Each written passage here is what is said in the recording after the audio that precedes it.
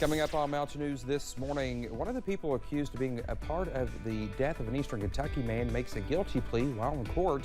And a sheriff's office in our region can now communicate with other responders easier than ever before thanks to some new equipment. Dedicated to Eastern and Southern Kentucky, this is WYMT Mountain News This Morning. Good morning to you. It is a Friday Eve. It is Thursday. I'm Dakota Maker, 6:32, and boy, we are waiting for Friday. Let's head over to Brandon for a look at that forecast this morning. Brandon, good morning to you. Good morning. It's a good day to start off with some coffee. Yeah, and exactly. Whatever else you got to start your day off with. Listen, you read my mind because we're going to have the coffee forecast here in just a second. We are. See, look at me. We just know. Exactly. Yeah. We're in tune this morning. We are. All right, let's take a look, see what's going on. Camera network first. We head up on top of Whitesburg Pine Mountain on US 119. A little light traffic up there as daylight starting to break here just after 6:30. We're going to continue to see those cool temperatures, though. 29 Ashland, 41 Monticello. That is our range. Upper 30s, close to 40 out to the west, low to mid 30s in the east. So again, just kind of keep an eye out for that this morning. We're looking at temperatures climbing just a little bit, but you'll still need a little extra coffee to max warming needed, as depending on where you're at temperature wise anyway. If you want to grab a donut on your way out the door or a bagel or anything like that, the forecast looks pretty nice today. One of our milder days in a little while. Don't get used to it though, because things are going to change as early as tonight and tomorrow. Dakota? Thank you. The family of Wesley Hook has been waiting for answers for nearly 3 years. In June of 2020, he disappeared, but that disappearance eventually turned into a murder investigation. Our buddy Forbes talked with the family who say they got one step closer to seeing justice served. From missing to murdered. It's destroyed me. I lived through my son. I mean, it destroyed my life. They took my life. Wesley Hook's family has spent nearly 3 years hoping for justice. I never got to hold my son's hand or kiss him goodbye or anything. He's in my house, in a room. Wednesday, part of that came when Eric DeLeon, one of the 3 people arrested in connection with his murder, faced the judge. Mr. DeLeon, I'm going to ask you how you plead to count 1, kidnapping. Guilty or not guilty? Guilty. And you plead guilty because you are in fact guilty of that crime as charged in that indictment? Yes, sir. With a plea agreement taking murder and tampering with evidence charges off of the table, resulting in a 30-year sentence for DeLeon. Yeah, I think I'm happy because Wesley was against the death penalty. So I guess I'm happy with that. I'm happy with the sentence. And 30 years is a long time. It's a long time to think about what he's done. But the small sigh of relief was met with a rush of emotion. I was hoping that he would look at me and show me some kind of remorse. They say he has remorse, but I didn't see any today. I didn't see any remorse. So I'm hoping maybe on final sentencing I'll see some kind of remorse. As the family waits for things they fear they will never get. We don't know what happened because we'll never really know. Hoping the final pieces of the puzzle will come together before the case is closed. The only thing we have is what they tell us. So we want to hear it. Saying they just want to know. But I'd like to just know why. And hopefully by the end we will know why. Live West in Floyd County, Buddy Forbes, WYMT Mountain News. DeLeon is the second person charged in the murder to reach a plea agreement.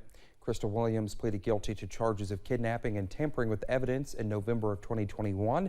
The third person charged, Enos Little, has yet to make a plea agreement but is expected back in court this summer.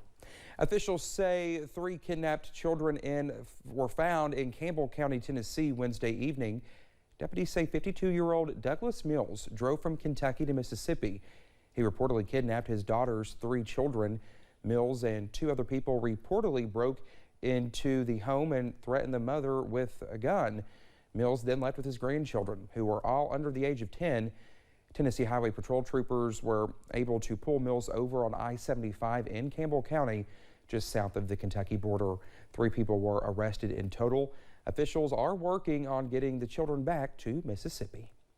The Laurel County Sheriff's Office can now communicate with other responders easier than ever before. Thanks to the Laurel County Fiscal Court and CSEP, the Sheriff's Office has recently received 40 mobile radios, 60 portable handheld radios, and 5 repeaters. This new system will allow deputies to directly communicate with London City Police, ambulance services, and several other agencies. Communication is something that's really not discussed in law enforcement. You know, we're always needing equipment, but these radios will be safety not only for the citizens, but especially our deputies, where we can contact dispatch with the prior radio system, there was a bunch of dead spots throughout the county, and this new system is much, much better. Well, those with the Sheriff's Office say they are grateful to receive this new addition. They say in the future, they hope to be able to communicate with KSP through the radio system as well. Well, there's a new contest that hopes to inspire Kentucky manufacturers to showcase their new inventions. The Kentucky Association of Manufacturers is hosting its first annual Coolest Thing Made in Kentucky tournament. Any product made in the state using a manufacturing process can be nominated. When the field is set, well, Kentuckians will pick and advance products through a bracket-style tournament. Members of the Kentucky Cabinet for Economic Development say they hope the contest will encourage innovation throughout the state. And I predict in 10 years, 5 years, no, I'll make it even 2 years. Having done this, we'll have the same impact like we have with March Madness. And more importantly, it's going to have the kind of impact where we start to talk about the stories of the individuals and or the products that make this state so great and that make these products so cool. Nominations will be accepted through March 19th. Voting to narrow the field to the top 10 products will begin on March 21st. You can nominate or vote for a product at coolestthingky.com. People around the world and here in the U.S. celebrated International Women's Day yesterday. It's a day to honor women for their accomplishments, strength, and leadership around the globe. Our Olivia Calfee talked with two women from one Eastern Kentucky community about their strength and leadership from their perspective. International Women's Day, a day celebrating the achievements of women across the globe and right here in Eastern Kentucky. Letcher County Public Schools Superintendent Denise Yance is one of few women who has held her position. I work hard every day to be a leader, to be a role model for young girls particularly, so that we can teach them that they can do anything. And City of Whitesburg Mayor Tiffany Kraft says this day is a very honorable day. It's very humbling for me. I never dreamed of being a woman to make history. That just never entered into my mind, being someone who's a part of history. I just thought my role would be a wife and mom. That'd be as historical as it would get. Both women have led, loved, and lived through a historic time in their community as the July flood destroyed much of what they knew. Both saying that has been the biggest challenge they have faced in their roles. For me, as the leader in this district, looking for ways to overcome the obstacles we've had with the loss of buildings. Our community has suffered so much, and for students and staff to have lost their homes and then to lose their schools. I would put the whole experience with the flood and the devastation that has brought on to this city, and to know that I had a small hand in helping us overcome a lot of that has just been miraculous.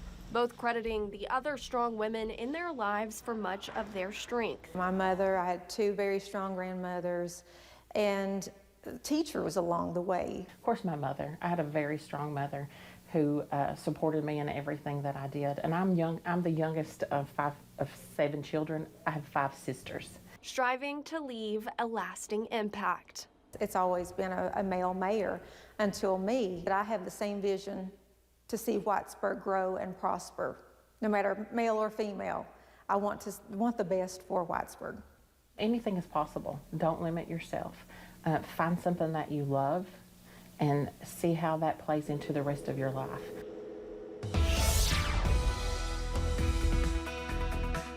6:40 here on this Thursday morning, Friday Eve. We actually can use the Mountain Parkway camera near the Wolf Powell County line at Slade because it's actually daylight right now. Not much traffic up there, 37 right now, a few clouds in the sky. Temperatures across the region we see again, not a whole lot of warmth out there. 30 in Grundy, 29 in Ashland, 39 in Somerset, 40 in London, 41 in Monticello, 38 Jackson, Harlan as well, 36 in Manchester, and again 36 in Irvine. Your out-the-door forecast features temperatures that go up today, mainly dry, but partly to mostly cloudy skies. It's a chilly morning, though, so make sure you're bundled up as you head out the door. Dakota? All right, Brendan, thank you so much. When we come back here on Mountain News this morning, members of a railroad crew recover from injuries after their train went off the rails over in southern West Virginia.